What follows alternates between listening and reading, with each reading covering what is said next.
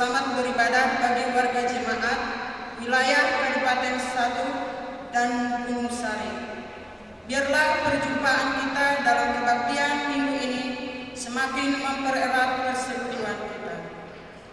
Kebaktian minggu di masa normal baru atau adaptasi kebiasaan baru hari ini menggunakan tata kebaktian khusus menurut Banua Niha Keriso Protestan atau BNKP dalam rangka memperingati Hari Doa Alkitab 2020 yang dipersiapkan oleh Lembaga Alkitab Indonesia. Jemaat dapat mengikuti proses kebaktian sesuai panduan pada layar proyektor. Untuk kebaktian dan hikmatnya kebaktian, dimohon untuk tidak mengaktifkan nada dering atau alat komunikasi. Sehubungan dengan adaptasi kebiasaan baru, maka jemaat diwajibkan untuk memperhatikan dan menerapkan protokol kesehatan COVID-19 dengan mencuci tangan, menggunakan masker, suhu tubuh diukur, mengisi daftar hadir, menjaga jarak, tidak berkerumun, dan setelah selesai kebaktian langsung pulang. Sebelum kita masuk ke dalam kebaktian, terlebih dahulu kami sampaikan pokok-pokok warta jemaat Minggu 6 September 2020. 1. Pelayan kebaktian. Pelayan firman Bapak Pendeta Harsesar Valentino. Pendamping Penatua R. Siregar. Pembuka dan warta Penatua H. Nababan. Penyambut tamu Penatua I. Siahaan dan Penatua R. Siburian. Kolektan Penatua. Pemandu pujian Ibu J. Boruwakpahan dan Ibu R. Borusiangkuri. Organis Saudara Irmando Sigalinding. Multimedia Saudara Mikael Sibarani. 2. Jadwal kebaktian. Jadwal kebaktian minggu masa normal baru atau adaptasi kebiasaan baru tanggal 13 September 2020 sebagai berikut. Kebaktian sesi 1 dilaksanakan pada pukul 8 sampai dengan 9 pagi. Penghadir kebaktian warga jemaat wilayah Kabupaten Satu dan wilayah Gunung Sari. Kebaktian sesi kedua dilaksanakan pada pukul 10 sampai dengan 11. Penghadir kebaktian warga jemaat wilayah Kabupaten 2 dan wilayah Gereja Majalengka. Jemaat hadir 15 menit sebelum kebaktian dimulai. 3. Kebaktian komisi kategori. Kebaktian anak sekolah minggu dilaksanakan 1 bulan 1 kali secara daring, yaitu pada minggu keempat. Syuting dilaksanakan pada hari Minggu ketiga pukul 12 WIB. Kebaktian kaum muda remaja pada hari Sabtu 12 September 2020 pukul 18 WIB. Dilayani oleh Bapak Pendeta Harsesar Valentino. Liturgos Esra Silari. Kebaktian dilaksanakan dengan memperhatikan protokol kesehatan. 4. Katekisasi. Katekisasi persiapan CD dilaksanakan setiap hari Jumat pukul 18 WIB bertempat di ruang konsistori. Kiranya para katekisan hadir tepat pada waktunya. 5. Pemberkatan nikah. Diwartakan untuk kali kedua Saudara Samuel Maringan Sinaga, anak dari Bapak Sudirman Sinaga almarhum dan Ibu Paula Borusitukir, akan melangsungkan pemberkatan nikah dengan Saudari Pirnawati Tambunan, anak dari Bapak Damos Tambunan almarhum dan Ibu Rusli Marpaung almarhum pada hari Sabtu 12 September 2020 pukul 10 bertempat di gereja. Kebaktian pemberkatan nikah akan dilaksanakan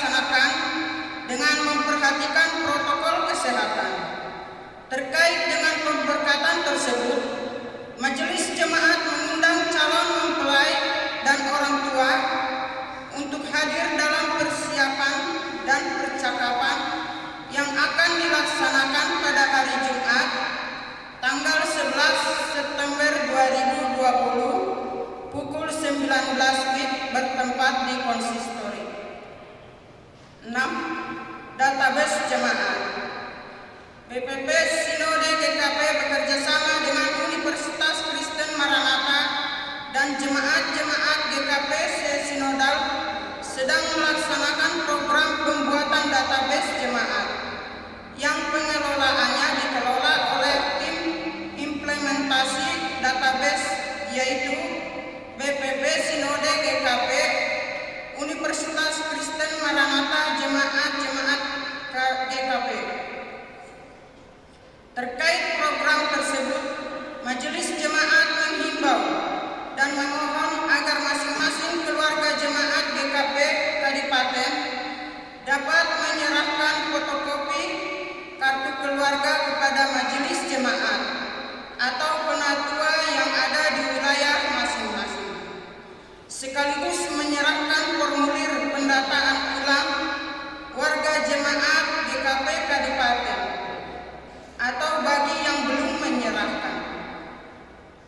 7. Persembahan jemaat yang masuk periode 9 Agustus sampai dengan 4 September 2020. Persembahan kebaktian Minggu 3.322.000. Persembahan untuk pembangunan 1.296.000. Persembahan bulanan 2.140.000. Persembahan syukur dan persepuluhan dari Ibu Karisa Boru Situmorang 200.000, NN 300.000, keluarga D Manulang Boru Sitongkul atau Bintang 100.000, keluarga F Aritonang Boru Silitonga atau Tristan, ulang tahun Tristan yang ketiga 200.000. Iuran santunan kedukaan 420.000. Jumlah keseluruhan 7.978.000 rupiah. Majelis Jemaat mengucapkan terima kasih atas persembahan jemaat. Demikian warta jemaat hari ini. Apabila Bapak Ibu saudara-saudari ada keperluan dan menghendaki pelayanan selanjutnya, silakan menghubungi Majelis Jemaat seusai kebaktian. Mohon maaf apabila ada kesalahan cetak, penulisan kata dan nama. Selamat hari Minggu, Tuhan memberkati.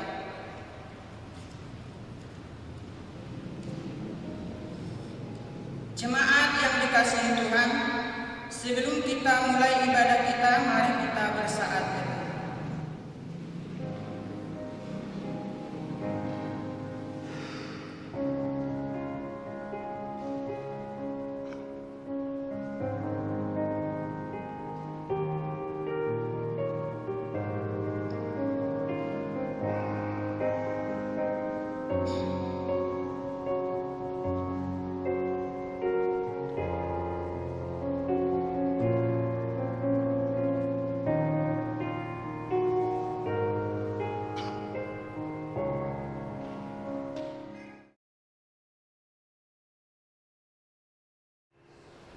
Jemaat diundang bangkit berdiri.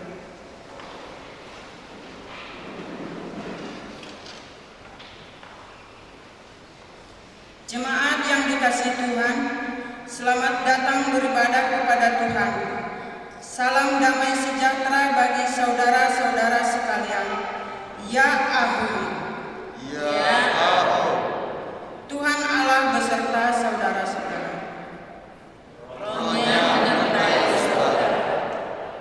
Hari ini bersama gereja-gereja di Indonesia, kita merayakan kehadiran Alkitab di bumi Nusantara dalam ibadah Hari Doa Alkitab. Pada tahun ini Hari Doa Alkitab secara khusus diadakan oleh Lembaga Alkitab Indonesia. untuk mendukung proses pembaruan terjemahan Alkitab bahasa Nias yang penerjemahannya telah memakan waktu lebih dari 100 tahun. Mari kita menopang pelayanan LAI ini dengan beribadah kepada Tuhan dalam sukacita dan sorak-sorai. Kita bernyanyi dari Kidung Jemaat nomor 292.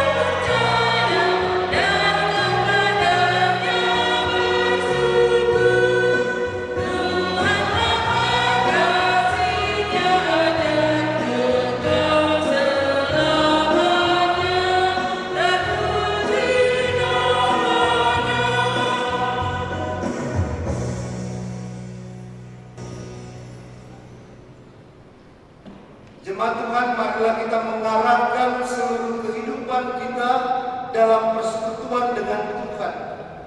Kita berhimpun dan bersekutu di sini di dalam nama Allah Bapa, di dalam nama Anaknya Yesus Kristus, di dalam nama Roh Kudus.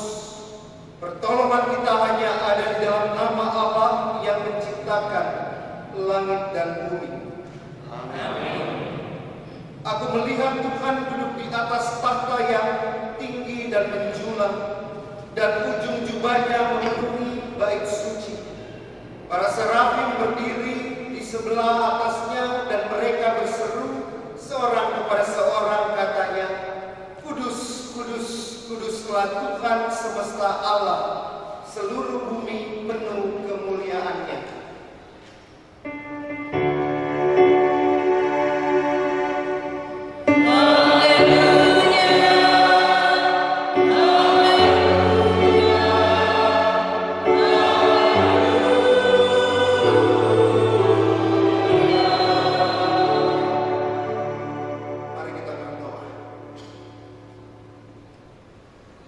Ya Allah kami, Allah Bapa, Anak dan Roh Kudus, kami mengucapkan terima kasih kepadamu karena Tuhan menjadikan, menyelamatkan, dan menguduskan kami melalui kasih-Mu. Kami bersyukur karena Engkau terus menjaga dan menyertai Lembaga Alkitab Indonesia dalam menghadirkan Alkitab untuk semua umat-Mu. Terlebih lagi bagi kami umat-Mu yang menggunakan bahasa Nias sebagai bahasa ibu kami. Dengan kehadiran Alkitab bahasa Nias, kami dapat lebih mudah memahami firman-Mu. Jagailah kami dari mara bahaya dan pencobaan. Hiburlah kami pada waktu kesusahan. Bantulah kami kalau jatuh. Pimpinlah kami di akhir hidup kami agar kami masuk ke dalam kerajaan-Mu. Di sanalah kami memuji Tuhan dalam hati dan perkataan yang baru, oleh karena Anak-Mu Tuhan Yesus Kristus, Tuhan kami, yang hidup dan memerintah bersama dengan Engkau dan dengan Roh Kudus. Amin.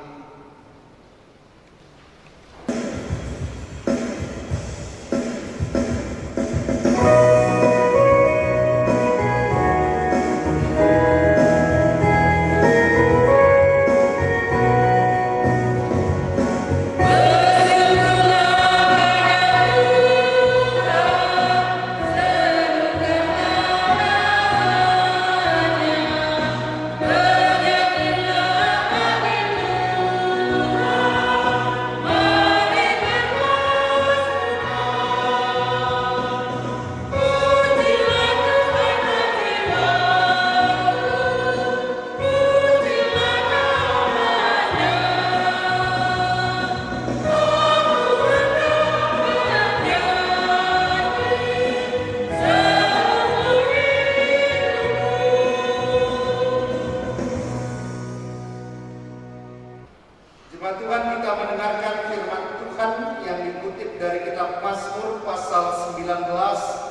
ayat 1 hingga ayat 15. Langit menceritakan kemuliaan Allah dan cakrawala memberitakan pekerjaan tangannya.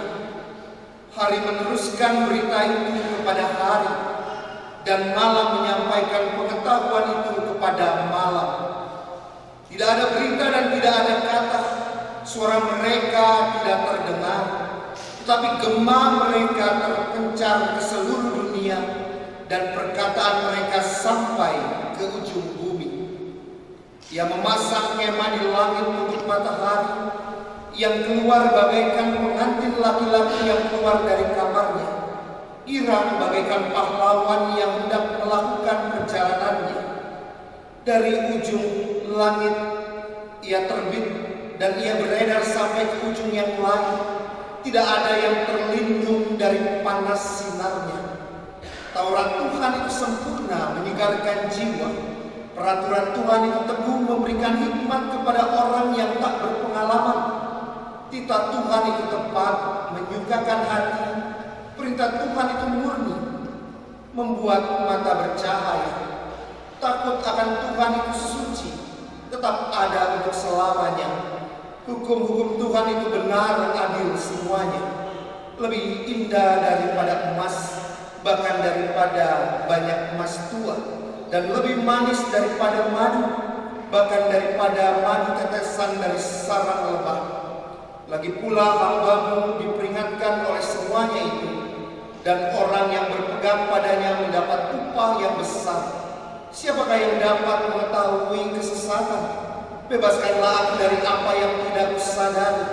Lindungilah hamba-Mu juga terhadap orang yang kurang ajar.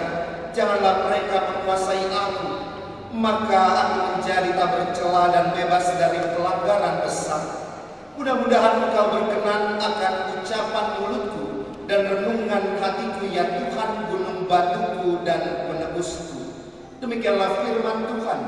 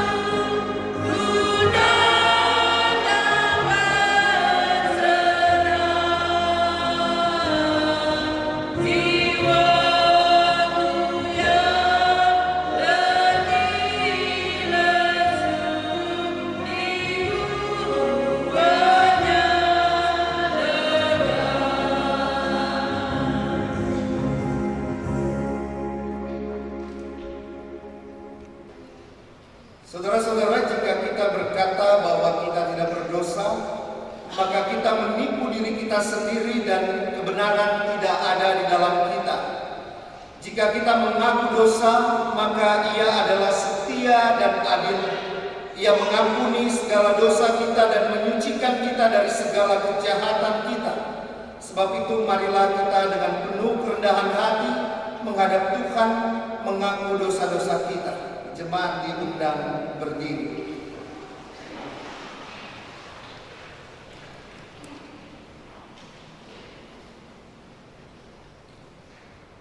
Ya Tuhan Allah kami yang maha besar dan maha kasih, kami orang berdosa ini menyadari bahwa kami tidak sepantasnya menghadap hadirat-Mu oleh karena dosa-dosa kami.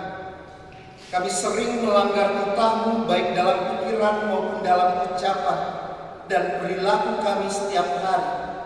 Kami tidak sanggup membilangi dosa-dosa kami dan tidak ada yang tersembunyi di hadapan-Mu, Tuhan. Jemaat dipersilakan berdoa dalam hati masing-masing untuk mengaku dosa di hadapan Tuhan.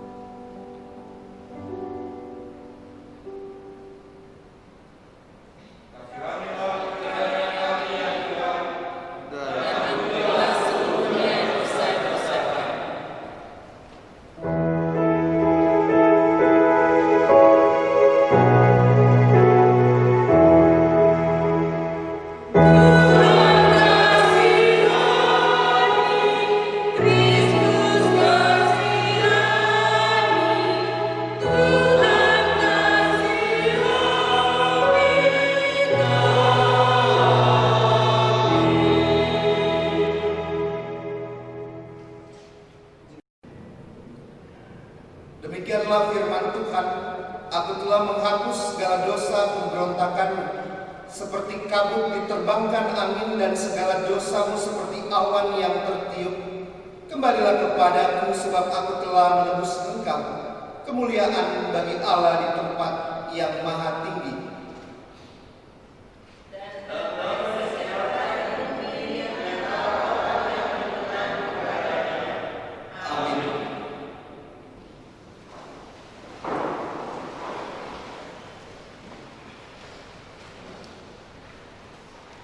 Jemaat Tuhan, kita mendengarkan firman Tuhan yang dikutip dari Injil menurut Yohanes pasal 15 ayat 9 hingga ayat 15. Seperti Bapa telah mengasihi aku, demikianlah juga aku telah mengasihi kamu. Tinggallah di dalam kasih-Ku itu. Jikalau kamu menuruti perintah-Ku, kamu akan tinggal di dalam kasih-Ku seperti aku menuruti perintah Bapa-Ku dan tinggal di dalam kasih-Nya. Semuanya itu kukatakan kepadamu supaya sukacitaku ada di dalam kamu dan sukacitamu menjadi penuh. Inilah perintahku, yaitu supaya kamu saling mengasihi seperti aku telah mengasihi kamu. Tidak ada kasih yang lebih besar daripada kasih seorang yang memberikan nyawanya untuk sahabat-sahabatnya. Kamu adalah sahabatku jikalau kamu berbuat apa yang kuperintahkan kepadamu. Aku tidak menyebut kamu lagi hamba, sebab hamba tidak tahu apa yang diperbuat oleh tuannya. Tetapi aku menyebut kamu sahabat, karena aku telah memberitahukan kepada kamu segala sesuatu yang telah kudengar dari Bapa-Ku. Yang berbahagia adalah mereka yang mendengar firman Tuhan dan yang memeliharanya. Jemaat Tuhan, sekarang kita diberikan kesempatan untuk menyerahkan persembahan yang pertama, kedua, dan ketiga kepada Tuhan. Dan camkanlah firman Tuhan yang mengatakan, hendaklah masing-masing memberi menurut kerelaan hatinya, jangan dengan sedih atau dengan paksaan, karena Allah mengasihi orang yang memberi dengan sukacita. Yang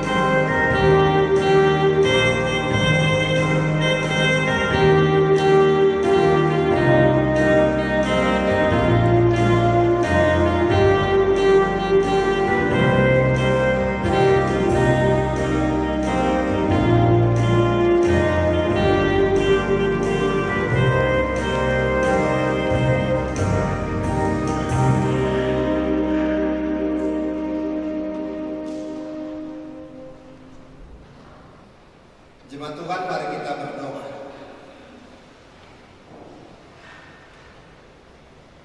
Ya Tuhan, pada hari ini kami mensyukuri segala bentuk berkat anugerah Tuhan yang boleh tercurah dalam kehidupan kami.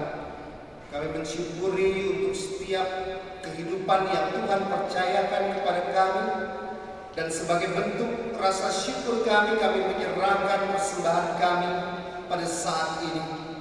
Terimalah Tuhan apa yang kami berikan, dan biarlah boleh menjadi kemuliaan hanya bagi Tuhan. Mampukan kami juga sebagai gereja, sebagai majelis jemaat, untuk senantiasa setia dan penuh rasa tanggung jawab mengelola persembahan ini. Inilah syukur kami ya Tuhan, demi Kristus Yesus kami berdoa. Amin.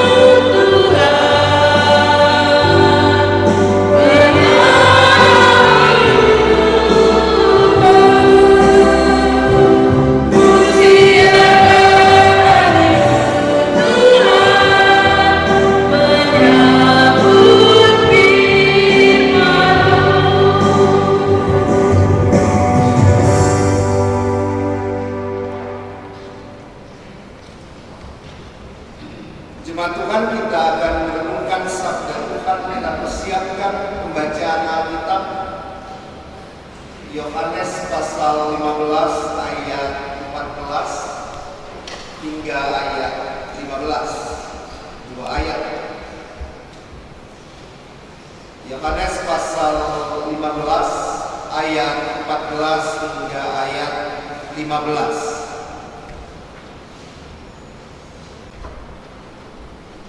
Jika kita sudah menemukan bagian tersebut, kita akan mengarahkan hati dan pikiran kita kepada Tuhan. Kita berdoa. Kami datang ke hadirat Engkau ya Allah, di dalam Yesus Kristus yang senantiasa menjadi Tuhan dan juga Juru Selamat kami. Engkau adalah Kristus yang juga menjadi sahabat kami. Engkau menjadi tempat kami mengadu untuk menyampaikan baik rasa sukacita kami maupun rasa duka kami, baik rasa bahagia kami maupun rasa sedih kami, pergumulan kami. Engkau seperti sahabat yang hadir setiap saat, yang tidak pernah kenal lelah, yang senantiasa menyediakan tempat dan waktu bagi kami. Begitu berbahagianya kami memiliki Engkau ya Tuhan sebagai sahabat kami dalam kehidupan ini. Dan biarlah relasi kami kepada Engkau boleh kami dasari melalui sabda Tuhan Tuhan yang akan kami renungkan bersama-sama. Bersabdalah ya Tuhan, karena kami sedia merenungkan firman. Demi Kristus Yesus kami berdoa. Amin.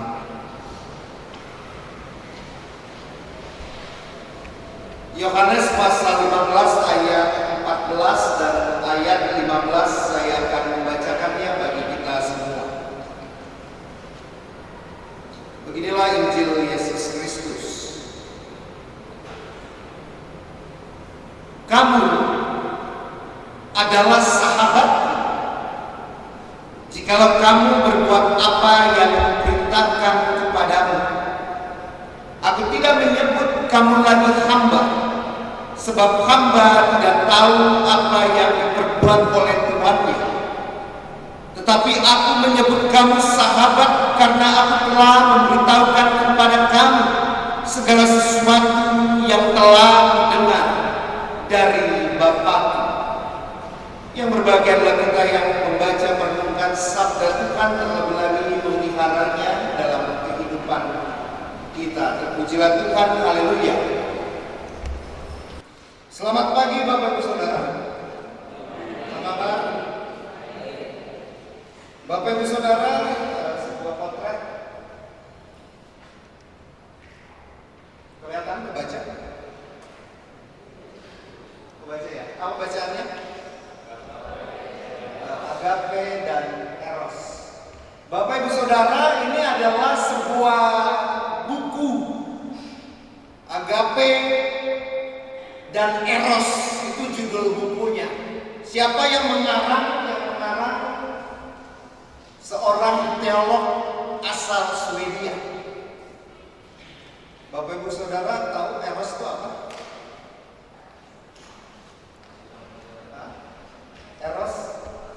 Eros kasih tanpa syarat. Ada lagi yang lain?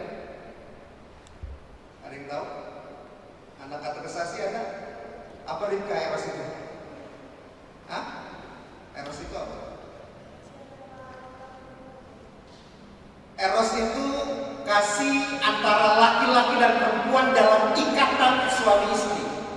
Itu Eros, Bapak Ibu Saudara. Kalau agape? Agape itu kasih yang tanpa syarat. Kasih yang tidak terbatas pada syarat tertentu. Itu agape.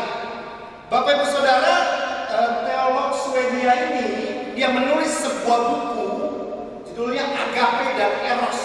Ini adalah sebuah pembandingan. Kita tahu Bapak Ibu Saudara, kalau kasih itu kan ada 4 bentuk dalam istilah Yunani. Pertama agape. Agape itu kasih yang tanpa syarat. Ada filia. Filia itu kasih antar sahabat, alih-alih. Lalu ada storge. Apa itu storge? Storge itu kasih antara nenek ke cucunya, antara ayah ke anaknya, atau antara anak ke ibunya. Kasih di dalam kehidupan keluarga, itu storge. Dan yang terakhir Eros, kasih antara laki-laki dan perempuan dalam ikatan suami dan istri. Dan Bapak Ibu Saudara, teolog ini memperlihatkan, memperbandingkan bahwa menurutnya, menurut pemikirannya, bahwa agape itu kasih yang paling agung, kasih yang paling tinggi. Tidak ada yang dapat mengalahkan kasih yang agape ini, kasih yang tanpa syarat ini. Maka Eros sebaliknya. Kenapa? Karena Eros terlalu egosentris menurutnya. Hanya laki-laki dan perempuan, hanya suami dan istri. Tetapi Bapak Ibu Saudara, kita lihat next. Bahwa dari tempat kasih kita lihat bahwa kasih love, agape, philia, storge, eros. Pertanyaan begini Bapak Ibu Saudara. Kalau refleksi Bapak Ibu Saudara, kalau mau diurut-urut begitu, antara yang paling tinggi dan yang paling rendah, mau pilih yang mana? Yang pertama apa? Yang pertama agape. Yang kedua berarti kasih tanpa syarat itu ya. Yang kedua kira-kira apa?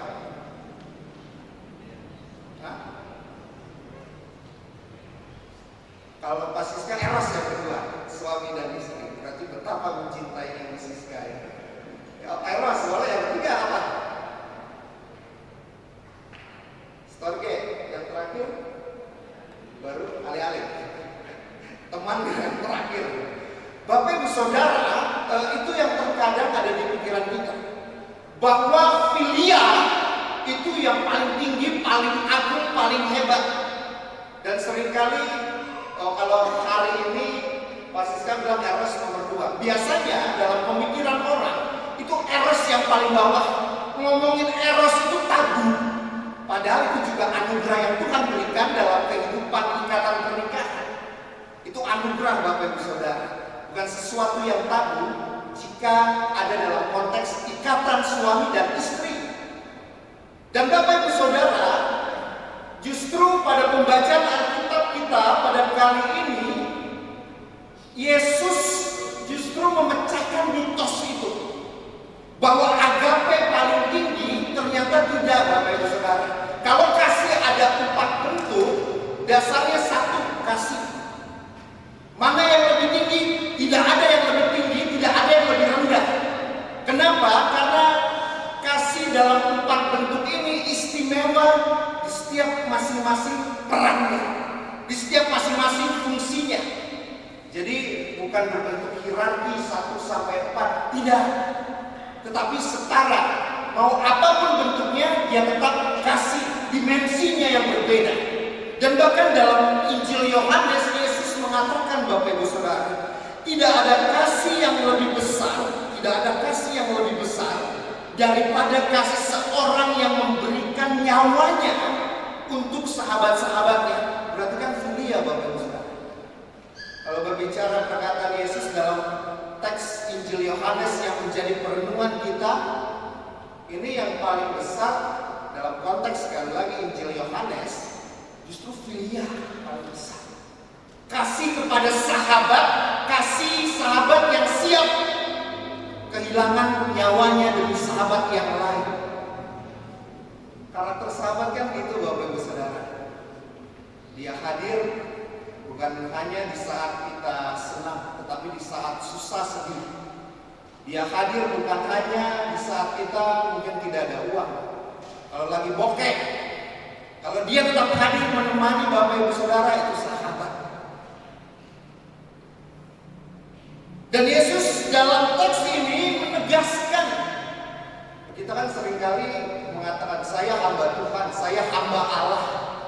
Jangan terbuai dengan istilah itu Bapak Ibu Saudara. Saya pelayannya Tuhan, benar, itu nggak salah.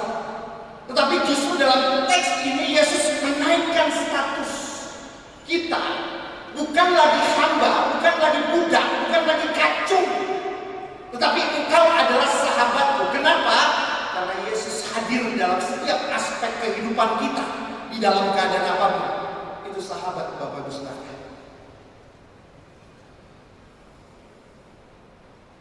Yesus memberitahukan apa yang menjadi tujuan. Yesus menyatakan kasihnya. Kalau hamba itu kan nggak boleh tahu urusan Tuhan. Kalau Tuhan bilang engkau mati, ya dia harus mati. Kenapa? Karena konsep hamba sebenarnya itu dibeli. Dulu zaman budak, zaman hamba, terserah apa kata tuannya, hamba siap lakukan karena dirinya itu milik Tuhan. Tapi Yesus melihat justru engkau adalah sahabatku. Dan Bapak Ibu Saudara nanti lihat dalam Injil Yohanes, dalam perikop berikutnya ada percakapan yang sangat luar biasa. Saya sangat senang sekali dengan teks itu, percakapan antara Yesus dan Simon Petrus. Yesus bertanya kepada Simon Petrus, "Hai Petrus, apakah engkau mengasihi aku?" Jawab Simon Petrus apa?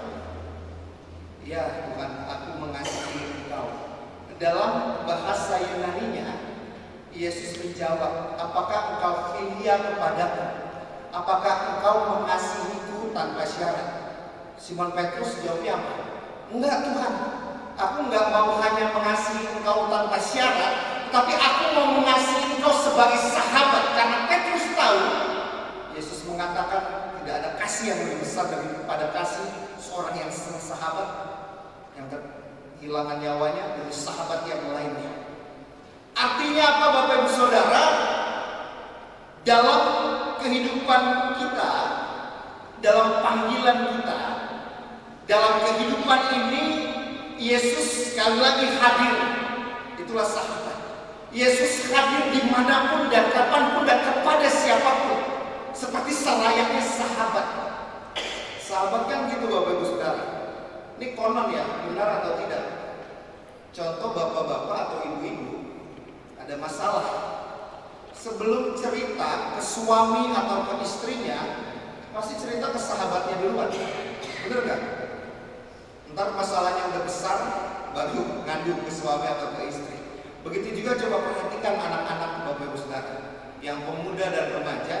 Kalau ada masalah, kalau lagi jatuh cinta, itu kan ngadu ke sahabatnya dulu, curhat. Nanti orang tua taunya belakangan aja, setelah sahabatnya tahu. Artinya apa? Sahabat menjadi sosok yang pertama hadir di tengah-tengah sukacita maupun duka cita kita, di tengah bahagia maupun di tengah kesulitan kita. Ini panggilan kita. Kita dianggap bukan lagi sebagai budak, tetapi sebagai sahabat. Maka pertanyaannya, walaupun itu sulit Bapak Ibu Saudara, maukah kita menjadi sahabat minimal bagi sesama kita? Jangan bilang dulu orang yang di luar, minimal jadi dalam lingkup gereja, jemaat, dalam lingkup tetangga. Maukah kita bersahabat seperti Yesus yang hadir buat kita semua. Bapak Ibu Saudara, mau lihat bagaimana karakter relasi seorang sahabat. Saya suka sekali dengan kisahnya ini. Kisah ini, gambar yang berikutnya. Ada yang lihat Bapak Ibu Saudara?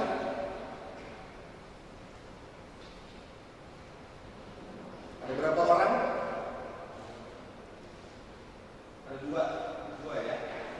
Bapak Ibu Saudara, ini saya pernah membawakan di dalam khotbah karena saya suka sekali dengan kisah mereka dan tepat dengan tema kita. Bapak Ibu Saudara, ini terjadi di Malang, Jawa Timur. Mereka berdua jualan kerupuk. Itu yang di tengah ada kerupuknya. Sepintas mungkin tidak terlihat aneh dan normal-normal saja. Yang di depan, yang megang stand sepedanya, itu namanya Agung. Yang di belakang namanya Sugeng, Bapak Ibu Saudara. Mereka adalah dua orang yang difabel. Mereka ada dalam kondisi disabilitas. Agung yang megang stand, dia cacat, tidak bisa jalan. Kalau Sugeng yang mendorong sepedanya, dia bisa jalan tapi tidak bisa melihat. Bagaimana cara mereka berjualan dengan kondisi tersebut? Bapak Ibu Saudara, tergambar dari gambarnya. Walaupun cacat, tidak bisa jalan, dia menjadi mata, dia menjadi penunjuk arah. Sedangkan Sugeng yang tidak bisa melihat, tetapi dia bisa berjalan, dia yang mendorong. Bapak Ibu Saudara, ini mengisahkan sahabat sekali menurut saya. Karena sahabat bukan berbicara tentang enaknya saja, senangnya saja, tetapi berbicara kalau aku adalah sahabatmu, adalah ketika berbicara bagaimana di tengah kekurangan, keterbatasan, kita bisa saling memberi, saling menerima. Kalau memberi dengan kelebihan biasa, semua orang juga bisa. Tetapi kalau memberi, menyatakan memberikan diri, menopang, menolong orang lain di tengah kekurangan, di tengah keterbatasan, itu yang tidak biasa dan itu yang luar biasa. Dan mampukah kita untuk menyatakan panggilan ini? Memang kita bukan Kristus, Bapak Ibu Saudara. yang mampu bersahabat dengan semua orang tanpa memandang. Tapi bukan berarti kita tidak dapat seperti Kristus dan belajar seperti Kristus untuk menjadi sahabat bagi semua orang. Jangan mengatakan saya tidak mampu, saya tidak kuat, saya tidak ada. Bagaimana mungkin menjadi seorang sahabat di tengah kekurangan dan keterbatasan? Kejadian ini menjawab mitos itu, Bapak Ibu Saudara. Sama-sama terbatas, sama-sama mempunyai kekurangan, tapi mampu mengisi satu dengan yang lain. Itulah sahabat. Di tengah keterbatasan dapat memberikan dirinya bagi orang lain. Dan Bapak Ibu Saudara, kebaktian minggu kali ini dalam rangka Hari Doa Alkitab 2020 Lembaga Alkitab Indonesia, kita memakai tata kebaktian gereja Nias Banua Niha Keriso Protestan BNKP, Bapak Ibu Saudara. Dan dalam rangka Hari Doa Alkitab tersebut, LAI menerjemahkan Alkitab dalam bahasa Nias. Kehadiran LAI itu menjadi sahabat Kristen di tengah-tengah Indonesia ini.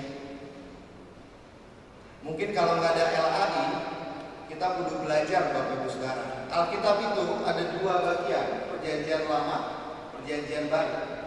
Perjanjian Lama memakai bahasa Ibrani, Perjanjian Baru memakai bahasa Yunani. Apakah gak keder? Mau baca Alkitab kudu bisa dulu, kudu ngaji dulu istilahnya. Apal dulu bahasa Ibrani dan Yunani. Tapi karena kehadiran Lembaga Alkitab Indonesia, kita jadi mengerti firman Tuhan, memudahkan kita untuk mengerti, dekat, bersahabat dengan firman Tuhan. Begitu juga LAI menerjemahkan ke dalam bahasa-bahasa daerah yang saya tahu sudah hampir ratusan bahasa daerah Lembaga Alkitab Indonesia menerjemahkannya. Maka mari Bapak Ibu Saudara, walaupun kita bukan bagian dari LAI, tapi kita merasakan manfaat kehadiran LAI, Lembaga Alkitab Indonesia, yang menjadi sahabat. Karenanya kita mengerti sabda Tuhan yang dengan bahasa yang sulit itu. Maka bersahabatlah dengan siapapun kita, bukan karena ada untungnya, bukan karena merasa kita terbatas, tapi justru di dalam saat titik terendah kita hadir di tengah-tengah, dan orang hadir di tengah-tengah kita. Itulah relasi sahabat yang sebenarnya. Amin. Tuhan memberkati kita semua. Mari kita berdoa.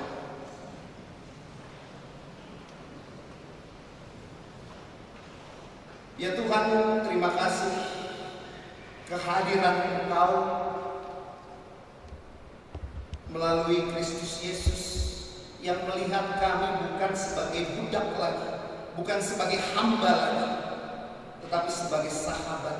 Engkau hadir di setiap kehidupan kami, di setiap detiknya, dalam situasi apapun, dalam keadaan apapun dan kapanpun Engkau hadir.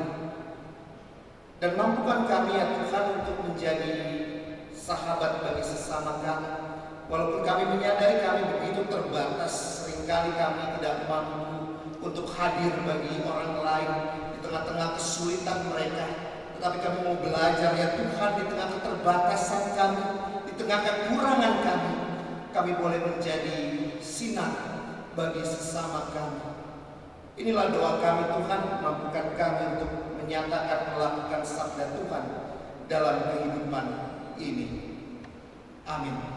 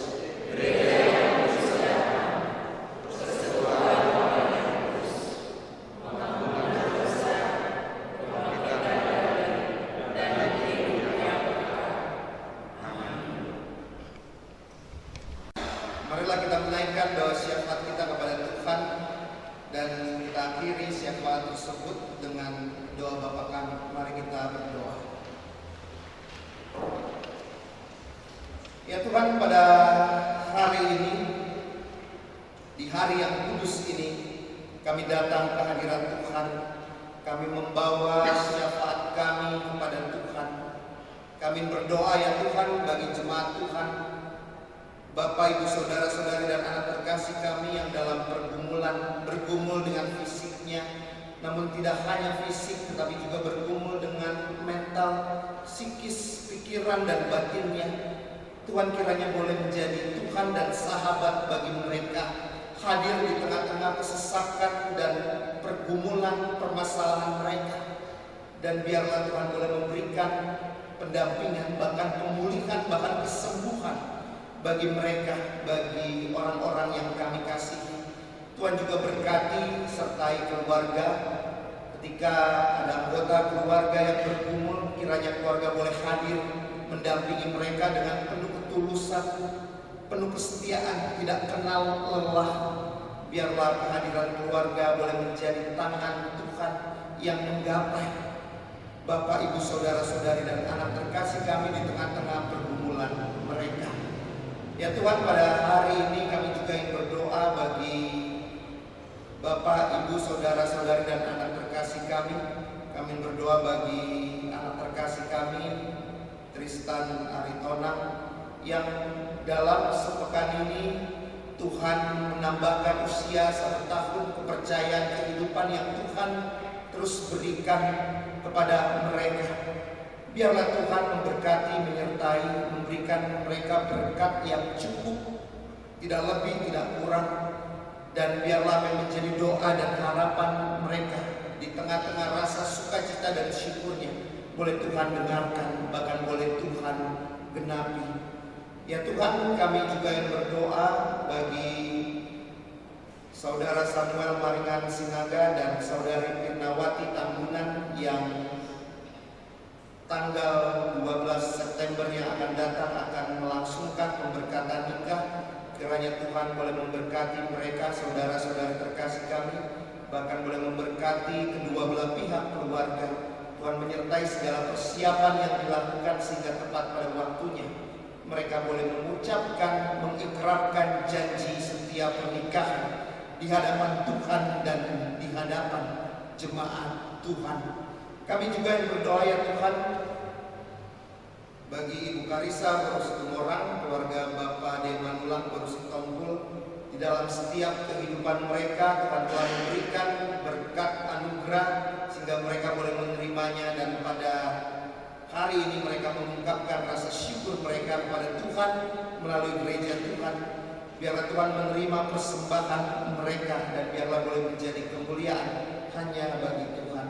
Biarlah anugerah sukacita damai sejahtera Tuhan curahkan kepada mereka, kepada pribadi maupun kepada keluarga. Tuhan, pada hari ini kami juga ingin berdoa bagi pemulihan bangsa kami, bahkan dunia ini di tengah-tengah pandemi corona yang kami tidak tahu kapan akan selesai, kapan akan berakhir. Tapi meskipun di tengah pergumulan ini kami yakin kami dimampukan untuk tetap setia menjalani kehidupan ini. Karena Tuhan memampukan kami, karena kami berjalan bersama Tuhan. Mampukan kami juga Tuhan sebagai pribadi dari gereja, dari bangsa ini untuk tetap setia menjalani protokol kesehatan dimanapun dan kapanpun dan siapa kami. Dan Tuhan mampukan juga pemimpin kami untuk mengayomi kami untuk senantiasa berupaya mencari jalan keluar bersama dengan tenaga medis. Tuhan juga memberkati rumah sakit, dokter, suster, tenaga medis dimanapun berada yang pada saat ini menjadi pahlawan garda terdepan untuk menangani, untuk mendampingi orang-orang yang kami kasih, mendampingi saudara-saudari kami satu bangsa ini. Biarlah mereka boleh dimampukan untuk tetap setia berkarya di tengah panggilan dan pergumulan kami. Inilah doa kami Tuhan, inilah syafaat kami yang kami nyatakan hanya di dalam nama Kristus Yesus Tuhan kami. Dan biarlah pada hari ini kami boleh menyatakan, mengungkapkan doa kami seperti doa yang telah Tuhan ajarkan kepada kami semua. Bapa kami yang di surga,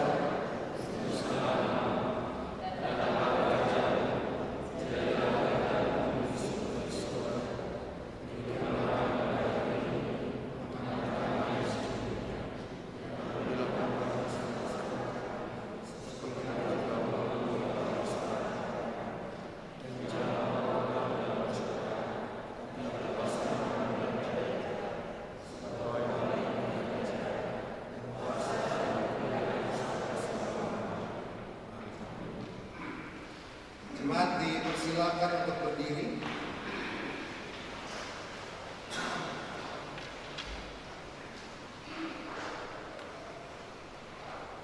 Jemaat Tuhan, pulanglah dalam kehidupanmu sehari-hari di dalam damai sejahtera.